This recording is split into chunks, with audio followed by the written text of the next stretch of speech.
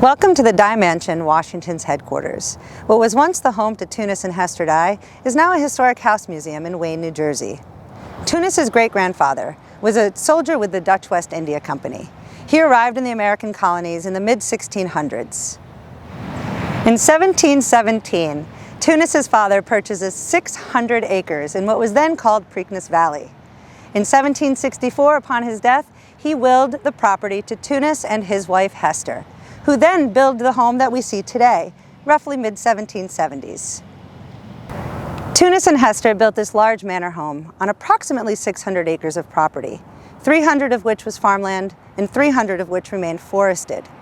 Tunis was wealthy. He was part of the New Jersey Assembly, and he was also a founding member of the Queens College, which is now Rutgers University. Together, Tunis and Hester had 10 children, 8 of whom survived into adulthood.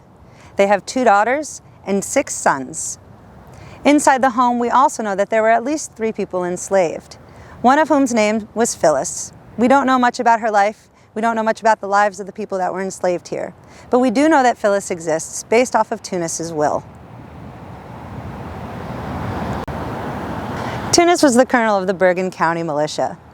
In the 1700s, this was all Bergen County. Passaic County doesn't exist until 1837.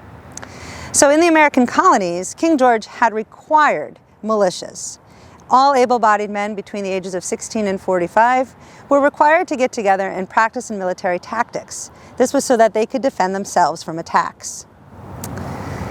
Leading up to the war with England, not all colonists were siding with the revolutionaries. Some remained loyal to the king. In fact, about 1 in 3 people decided to stay loyal.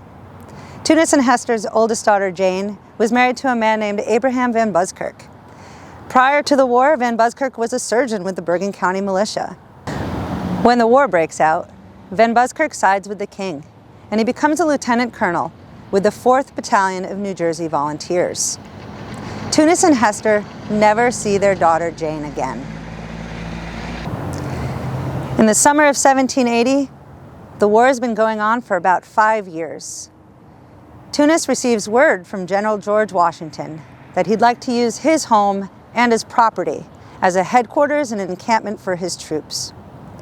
The Dye family prepares their home for this influx of people. When Washington arrives in the summer of 1780, he doesn't come by himself. Traveling with him are 6 of his aides-de-camps. He's got roughly 40 to 50 of his lifeguard and about 2,500 troops that are going to encamp on the property. The Dye family, unlike other families, had a home large enough to accommodate this many people. They used this long center hallway as a dividing point, giving Washington and his aides-de-camp the east side of the house, while the family kept the west side of the house.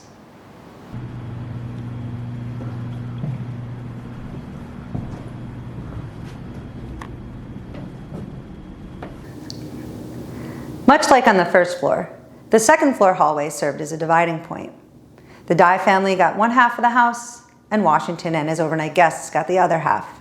Now, we don't know for sure how many of the Dye family members were living inside the home at the time that Washington was here, but we do know that Hester, her daughter-in-law, and 3 of her daughter-in-law's small children were living in the home at the time. They would have had to share 1 bedroom. Take a look at your own home and think about how you and your family might make accommodations for an event such as this.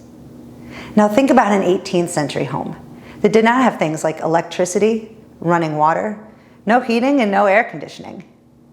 We can take a look at some of the artifacts located in our museum to get a really good idea about what life was like during the 18th century. Items such as chamber pots and candlesticks and bed warmers remind us that they did not have the same luxuries that we have today. In total, Washington and his men are here for 3 months in 1780.